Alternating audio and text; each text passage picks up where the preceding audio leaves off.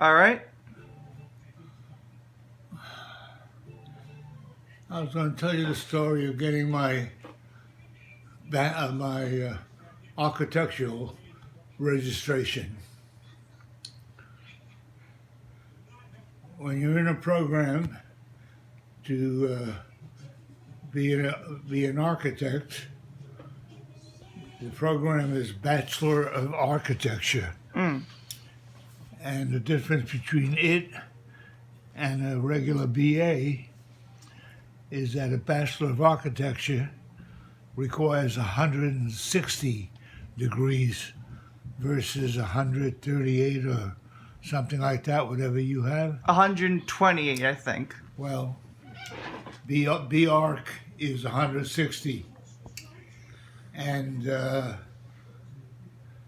in order to take your architectural exams to be a registered architect, it requires you have a Bachelor of Architecture degree and 3 years of experience with a licensed architect.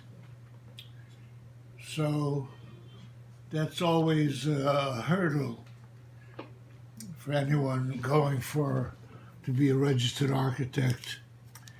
And in my case,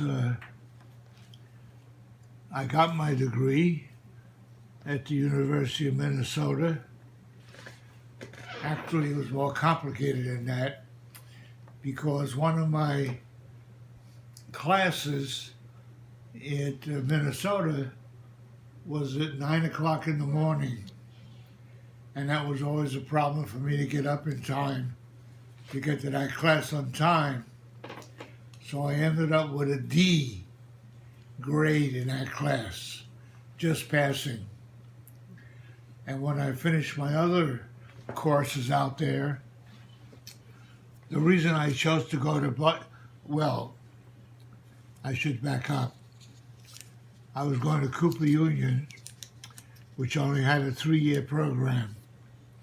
And everybody who goes to Cooper who wants to be an architect or get a BA, since Cooper wasn't giving degrees in those days, only certificates, you then had to apply to another college that would allow you to transfer there, give you credits for what you took at Cooper, and then you'd have to finish the balance of your courses at that school.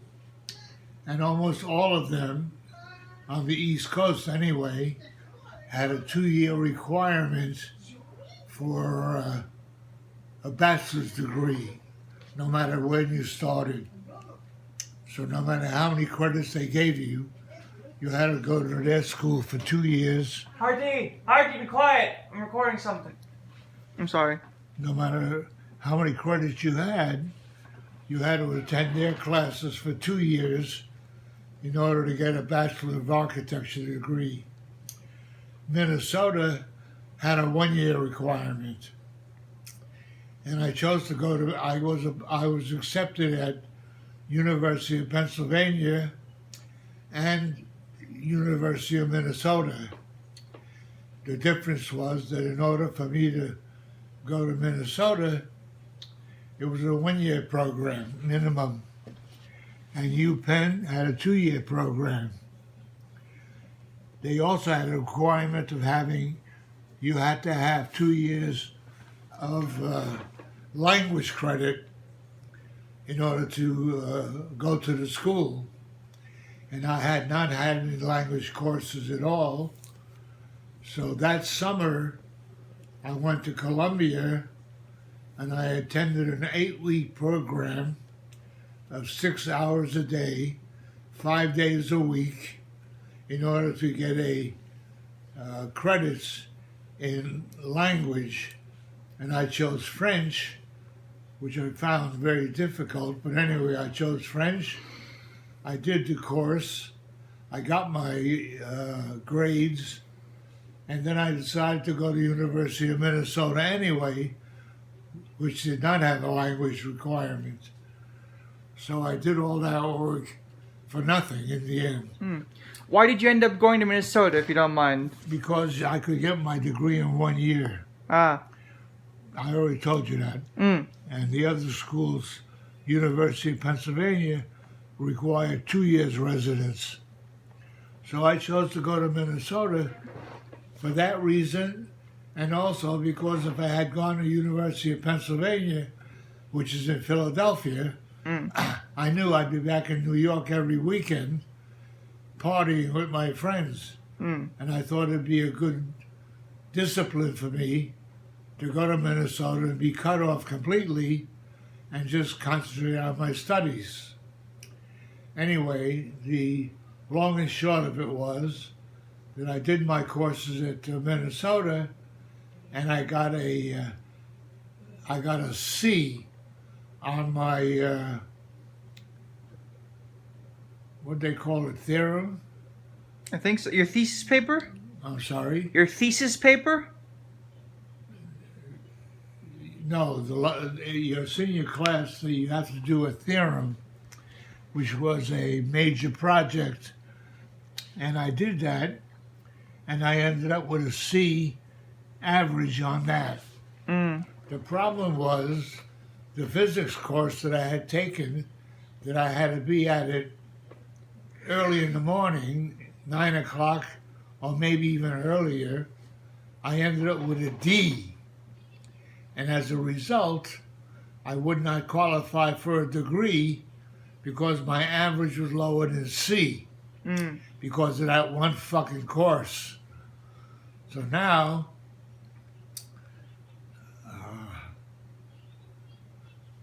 I came back home and I tried to apply for my degree, and they told me I had to make up the difference of that D.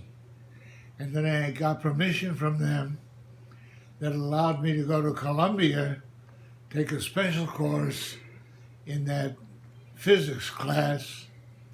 And I don't know what grade I got, but it was obviously higher than C.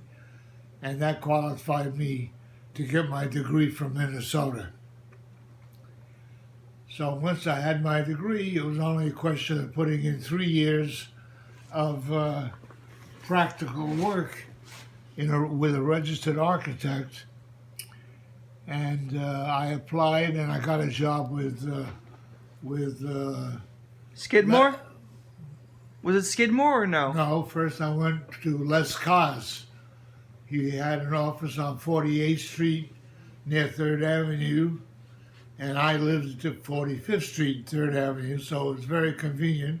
I could roll out of bed and go to work in 3 blocks walking. So I was there for over a year, and somewhere along the line, a job opening came at Skidmore, and I chose to quit my job at Les Cars and go to Skidmore, who was a larger firm. Les Cars was a well-known architect, and he had a reputable firm, but Skidmore was a much bigger firm, and I thought it would be better educationally for me to go to Skidmore, so I did. So I was at Skidmore, and I had to put in my time for my degree requirements, and I went into the mechanical section. They had 2 sections. They had mechanical and design. I chose to go in the mechanical section because I thought it would be better educationally for me to learn the mechanics of putting a building together. And I was there for about a year and a half, and then Roy Allen, his name was, one of the partners, he ran the design section. He called me into his office and he asked me if I would consider switching over from mechanical to design. I had been in mechanical a year and a half, and I told him I thought I would like to. The reason I was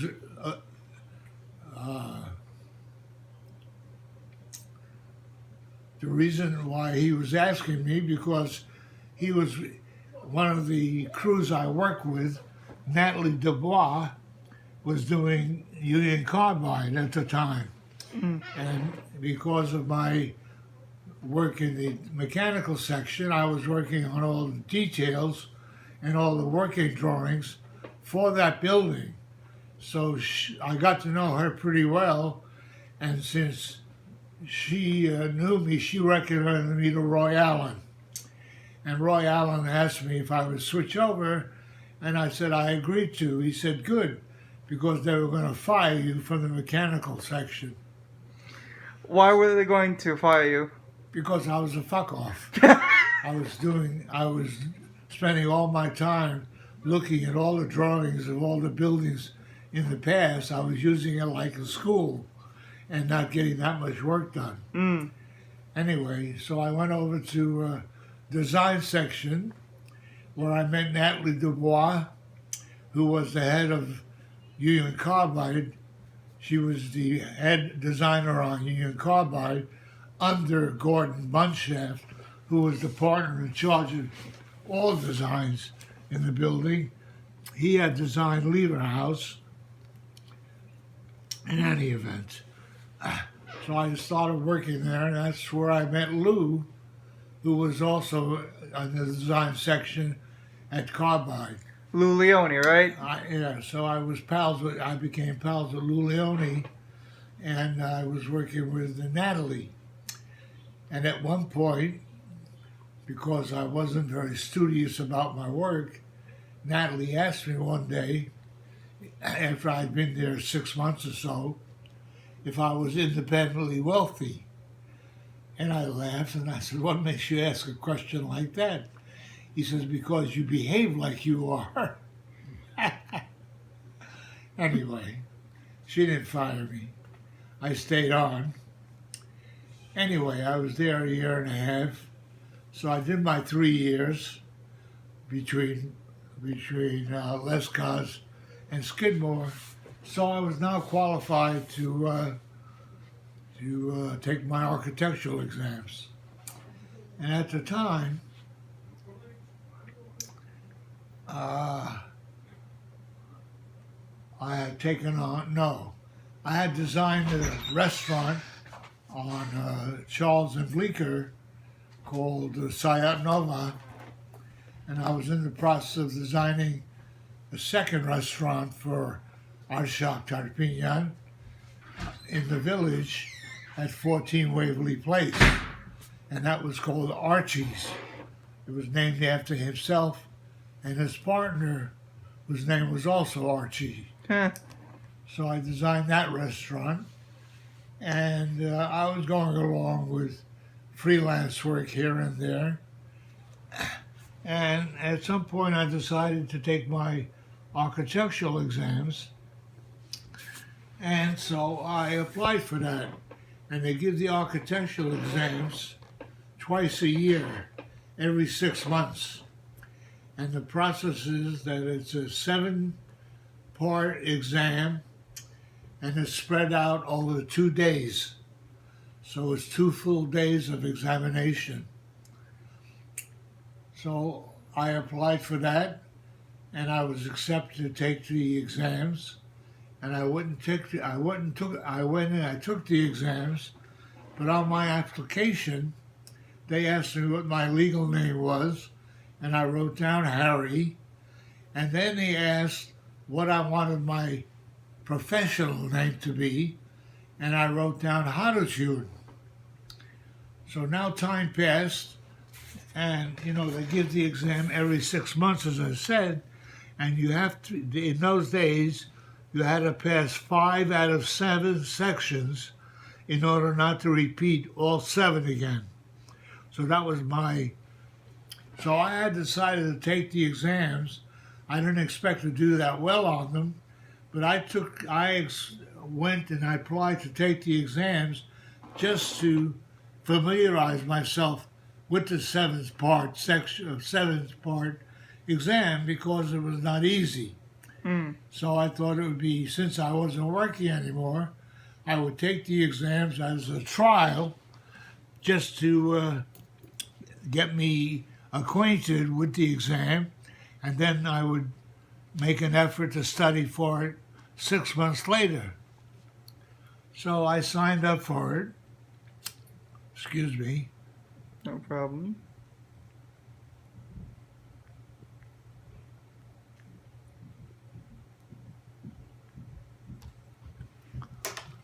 So I signed up for it, and I took the exam. And as it happened, my brother, who had gone to Yale and had gotten a Bachelor of Arts degree, had switched over to be architectural program, and he was very anxious to get his registration.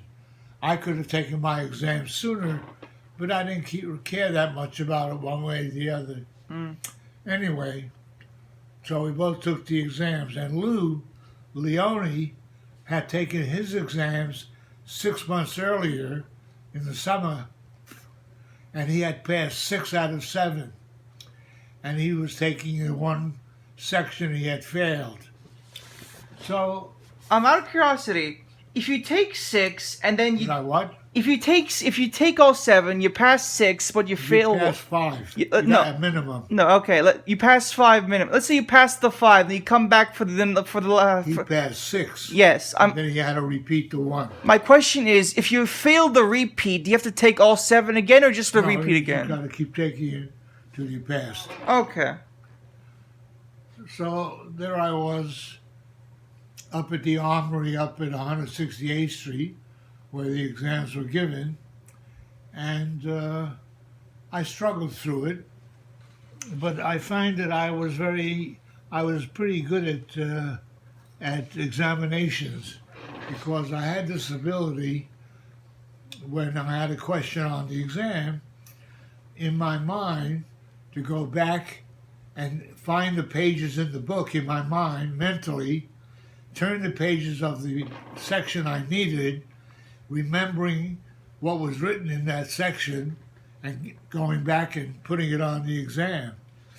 So I finished all 7 parts over 2 days, and then I got a letter from them asking me to prove who Harry was versus Haroutiun. So now I had to go get my baptismal paper, go to the church. They had to get records of my baptism, and I wrote them a letter, and this went back and forth for several weeks, where they kept contacting me, and I had to give them whatever proof they wanted. So I went back and forth. So months went by, and now it was getting to be Memorial Day, and the new exams were coming up in June. So I finally, out of desperation, I called them in Albany the day before Memorial Day started, and I said to them, listen, I haven't gotten a response to whether I passed 5 of the 7 sections or not, and the exams are coming up again, and I really have to know whether I should, what parts I have to, if I passed the 5, what parts I didn't pass, so I could go and get re-examined. Oh, they said, we're just writing you a letter right now about the results of your exam. I said, well, it's been months I've been going back and forth with you. Can't you at least tell me over the phone how I did on the exams and which parts, if I passed 5 or not? Oh, they said, well, we're writing a letter right now. I said, well, just tell me over the phone. It's Memorial Day weekend. It's a long weekend, and I would really appreciate knowing now so I don't have to be guessing. Oh, she said, congratulations, you're an architect. And with that, I realized that I had passed all 7 parts, to my amazement, frankly, to my amazement. Now, when I was at Skidmore, there was a guy there. I still remember his name because of it. You got to remember, Skidmore had over 200 guys working in the drafting room. But this one guy, Harry DePola, and I still remember his name because of it, he had scored on all 7. And when he would walk around the room, people would point to him as being the guy that had scored 7 out of 7. So here I was. I had done the same thing. I didn't feel I had accomplished anything, but I had. And that's how I became a registered architect.